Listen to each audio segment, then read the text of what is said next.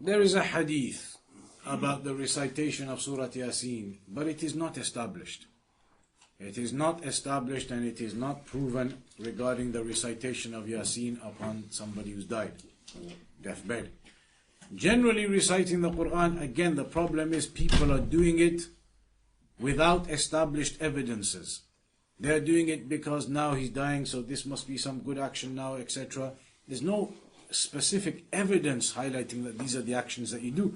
The specific evidences tell us when somebody's dying, encourage them to say the kalima, la ilaha illallah. Those kinds of things are specifically mentioned. Quran, generally, overall, it is something that is not established. How the Indo-Pak and other people in the communities, they do it before death and after death and at the graveyard and reciting Quran, etc. It is not established. There is a discussion, a detailed discussion about the topic of ihda'u thawab. This is one of the topics of Aqidah. Is it permissible for you to do an action and give the reward to somebody else? That's a topic, but we're not going to discuss it now.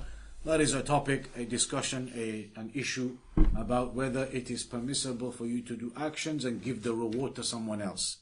And that's what they are basically trying to say. We're reading the Quran and the reward is for this person. But it's not established. It is not clear-cut, established and proven you can do that with the Quran. So there's no clear hadith or sunnah for that. There is a statement and opinion of some of the scholars that weak narrations, they can be used in at-targhib wa tarhib. That weak narrations can be used in fada'il al-a'mal. They can be used in virtuous actions or in encouragement. Like there's the narration where one of the imams, he made up a hadith that whoever recites the Quran, you're going to get this reward and that reward, and he made up all these things, these rewards you're going to get. And so one of the narrators in the chain of narration went to the person who narrated it to him. He said, who did you hear this? Tell me the chain. He said, I got it from such and such a person. So he went to that next person in the chain. He said, I got it from such and such. He went to that person in the chain. And they were in different places, Iraq and Saudi and these places everywhere. He went to all of them until he got to the last one. He said, they all sent me to you. So where did you get this hadith? Which companion? He said, I'll be honest, I never heard it from any companion. I made it up because all the people, they had abandoned reading the Quran.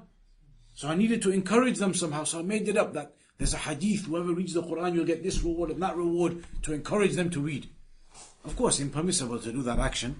But some scholars, they say if there are weak narrations, that's fabricated. But if there are weak narrations about encouragement or about virtuous actions, that you can narrate them just to encourage and give virtuous, to encourage people upon those good actions generally.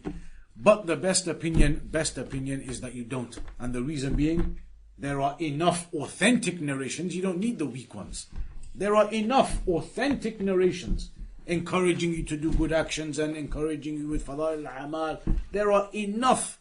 How many hadith in Bukhari? Thousands. You pick up the book this big now. How many hadith in Muslim, Sunan Abi Dawud, Nasa? How many have you got? Authentic narrations. Why do you have to go use the weak ones? So the strongest and best opinion is there's no need. But yes, some of the scholars in the olden days, they used to say with those kinds of things, when it's just encouragement and little things, no aqidah points, nothing serious like that. Just generally, if you do good deeds, you'll get, reward and things, just to encourage people. Some of the scholars used to say that, but there's no need. Stick to the authentic and sahih and encourage people to learn the sahih. That is better.